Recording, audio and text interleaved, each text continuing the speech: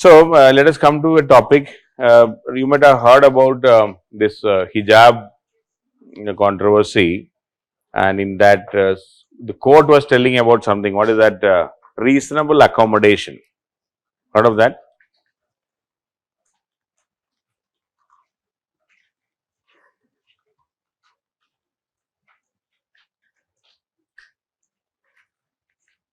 Reasonable accommodation principle.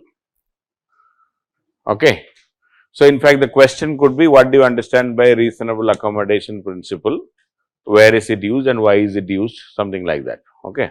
What do you understand by reasonable accommodation principle? So, in fact, this issue has come when the hijab issue came up in the Karnataka High Court.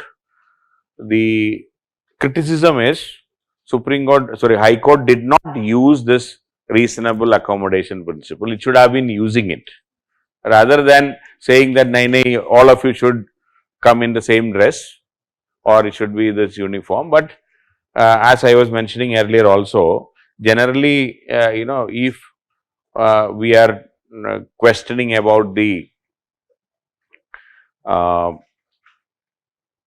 any individual rights, especially the religious rights, we should always look into whether this by allowing this right to be performed by that individual, is it going to hurt the society or not? Is there any harm done because of allowing this fundamental right or allowing this right to be practiced by an individual? Suppose I say that I have a right to wear hijab. Now the question asked is, because of my wearing hijab, is it affecting somebody else's rights? If it is now others' rights are not getting affected, we should reasonably accommodate that right. Because of my dressing, if you are not affected, then why are you worried, or rather why should there be restriction on my dress? That is the question. So, that is where the concept of reasonable accommodation would have been coming. So, the accusation or the allegation or the the debate is, our High Court should have used this reasonable accommodation principle and allowed the people to wear and come to the. There can be some what you call criteria for that. You can say this much scarf can be there, the color of the scarf can be this, or in a particular time you have to remove and show your face properly. As a concept, but outrightly rejecting and saying, because ultimately we talk about accommodation. See, and education. This is the purpose of, what is the purpose of taking children to the school? It is for education. Education is our goal, net goal of the society as well as the government. So, in the name of hijab, now we are denying education. So, the inclusive, when we talk about inclusive growth, this is what is getting affected. So, that is the concept here.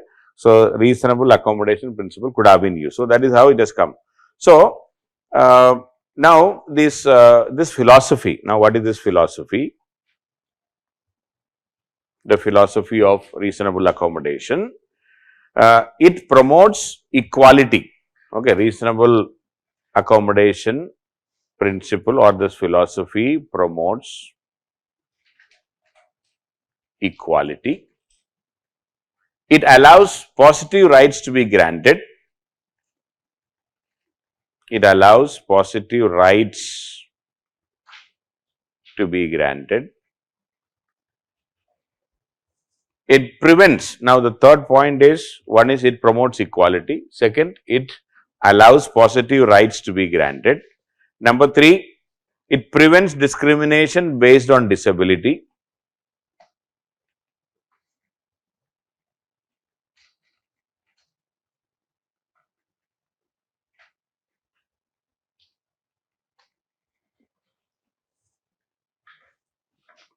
It prevents discrimination based on disability, as well as it prevents discrimination based on personal beliefs. Prevents discrimination based on personal beliefs.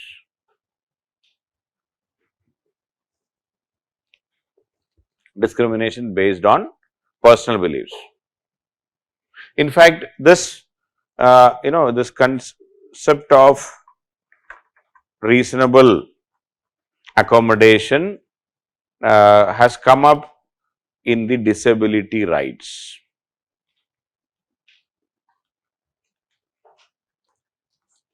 Okay, this has come up in the debate and discussion about the rights of the people who are disabled, okay, or disability rights.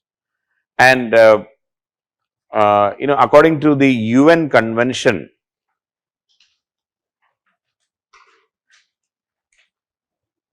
on rights of persons with disabilities, rights of persons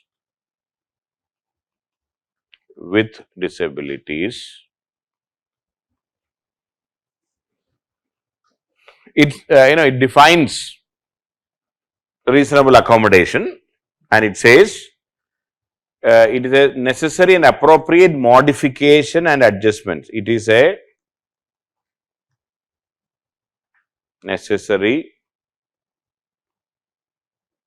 and appropriate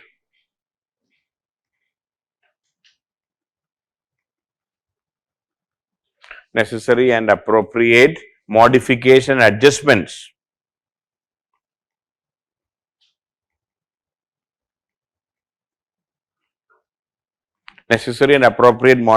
and adjustments that do not impose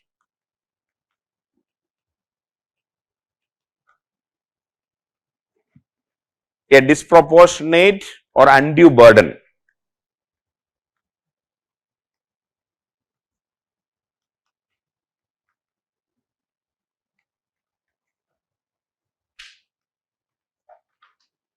It is a necessary and appropriate modification and adjustments that do not impose a disproportionate or undue burden.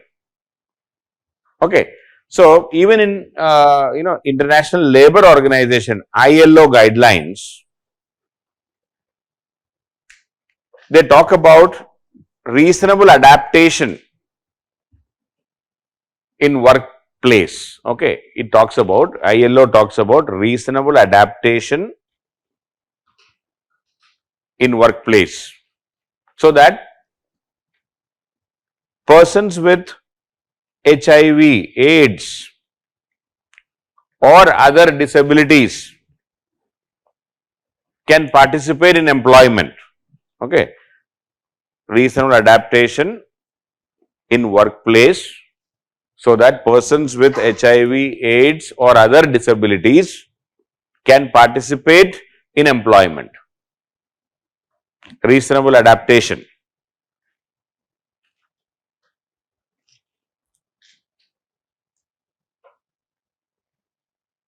Okay, reasonable adaptation is you adapt such a way that no additional hardship should be there for others. Okay, so if you are helping, if you are bending the rules a bit, that is reasonable adaptation. Okay, so it will bring in workplace equity, diversity and inclusion. Reasonable adaptation will bring in workplace equity, diversity and inclusion.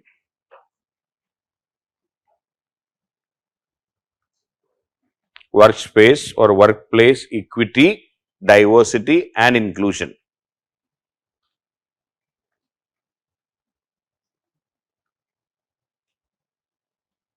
This may even include changes in recruitment methods.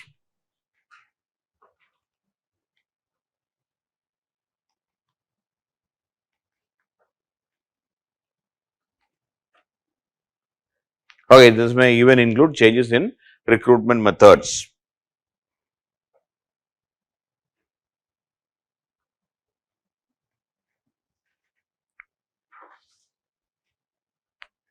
Okay. In fact, there are many reasonable accommodation principles we apply. See, even in schools and colleges, I still remember in our college, so for the benefit of the Muslim students, at 12:45, even though the classes used to continue till 1:30, So during the namaz time on Fridays, 12:45 odd time they used to tell, and the teachers used to allow people to go for that, even though for the rest of the classes will continue till 1:30. It is a reasonable accommodation. It is not affecting the overall, what you call environment of the system or the institute. Okay. So, like that many for the people with disabilities. In general, we say you have to do, but for some people, we give some additional benefits. So, suppose we say you stand up before the teacher comes, but a person with disability, we may say that no need to stand up because of the disability, or in buses, in trains, we have so many benefits, and we accommodate it. Okay. So, in fact, even in India, according to our Rights of People with Disabilities Act 2016, Rights of People with Disabilities Act 2016 defines reasonable accommodation. Rights of People with Disabilities Act 2016 defines reasonable accommodation as a necessary and appropriate modification.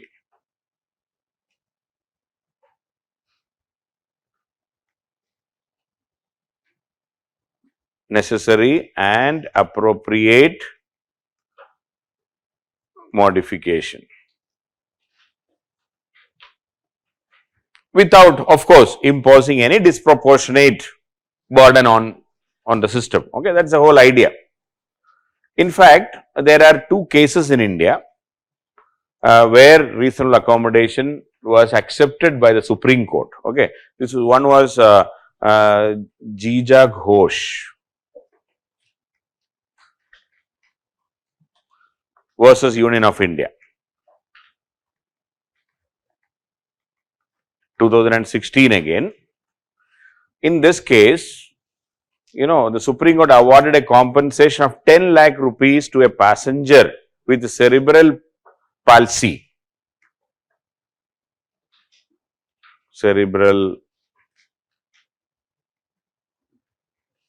palsy, who was evicted from a flight. The person had to travel in a flight, and the flight attendant said that you are not fit enough, or because of the person's disability, they said we cannot accommodate this person in the flight. It may affect the affect other passengers and this and that. So, Supreme Court, they went to the court saying that I have a right to try, and the issue was that this cerebral palsy person was supposed to wear some rods and all, I mean, for their body support in the dress, some iron rods are there. So, they said, "Ye remove karo." If it is removed, that person cannot sit in the first place. So, they said, if you cannot remove, we will not take you in the flight. So, ultimately this person was not allowed to fly. So, this person went to the court, and in the court, Supreme Court said that what nonsense you are saying, you should accommodate this person, you should see the problem rather than saying that he is a security threat. I mean, a person who cannot stand. Okay, he is a security threat to airlines now. Okay, so this was it was a big hangama in the country at that time when this came, the news came in the newspaper, and they said how insensitive we are. That was the question. So, Supreme Court said that you pay a compensation also, and in future such a problem should not be there. Similarly, there was another case, it was against UPSC only, that is Vikash Kumar versus UPSC.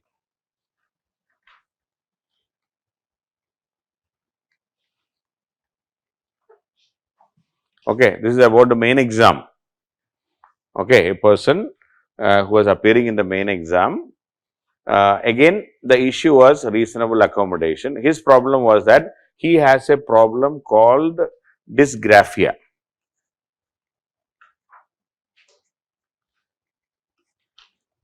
Okay, many of you have dysgraphia.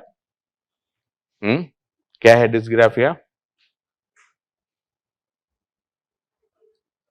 हाथ नहीं चलता है. Okay, so a person with dysgraphia's problem is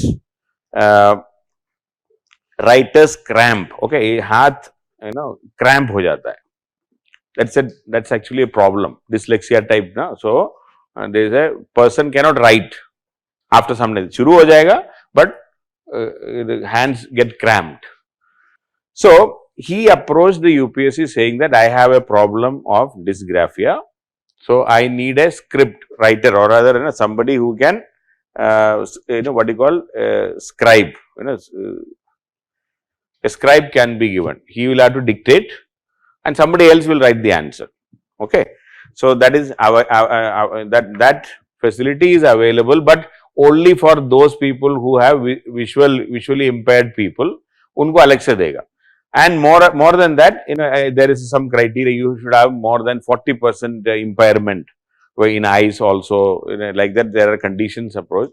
So, UPSC said that we cannot give you the scribe for you because your dysgraphia is not part of the physically challenged person's list. That PH1, PH2 list is there. Na? So, this does not come under the list. You are not getting any reservation. Since you don't get any reservation, you will not get any benefit of the scribe and things like that. Supreme Court said that theek hai, reservation mat do inko, but he has a genuine problem. So, this has to be reasonably accommodated and provide the scribe for him. Okay. So, Supreme Court said that this reasonable accommodation principle should be applied even if he is not entitled for any reservation because of dysgraphia. He is entitled for getting a scribe so that he can write his answers, because this is a peculiar problem which is a unique problem. Some people are having this, so he should have been reasonably accommodated. Okay. So, court has asked for reasonable accommodation in this case also. So, there are two famous cases in India. One is this Vikash Kumar case for appointment of a scribe to write the main exam. Many of you will be requiring scribes.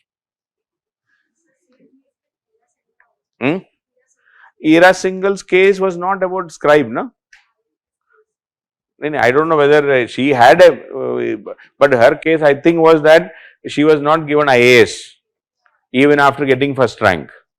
Okay, but subsequently she had to fight and get it, saying that certain cadre we can allow. See, now we have even if you are 100% blind, IAS can be there.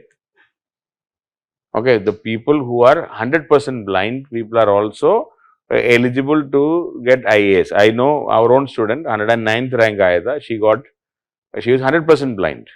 She cannot even while come to the institute, she had to come with the support of somebody else. For interview also, she has to be brought inside the room because she cannot see anything. I mean, 100% blind. She got 109th rank, and now she is posted in Delhi. She got Kerala. She is from Maharashtra. She was a JNU product. So, there are people. So, that facilities have started recently. Anyway, okay. So, so that is about the issue of there are two cases also I said, which each has been said. So, now coming to the Karnataka High Court judgment, in that where the criticism was about this particular issue, it says education institutions should wear only appropriate uniform. In fact, the Karnataka government order is such apparel as would accord with equity and integrity and would not disrupt public life, public order. So, if a hijab is worn by somebody, how is it affecting the public order? So, on that ground, this should have been allowed, but unfortunately, that has not been done. So, that is the situation, but this final word is not yet said.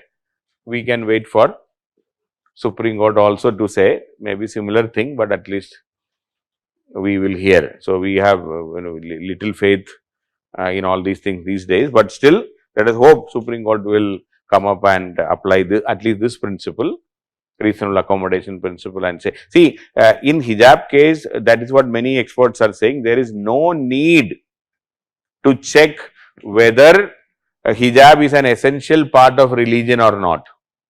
Now, unnecessarily, High Court has gone into all those things. Nobody is asking whether it is an essential part or not. As part of the education and as part of the uniform and as part of the day-to-day routine of a school or a college, can we accommodate the persons who wear hijab also? That is a very simple, straightforward question. It should have been answered.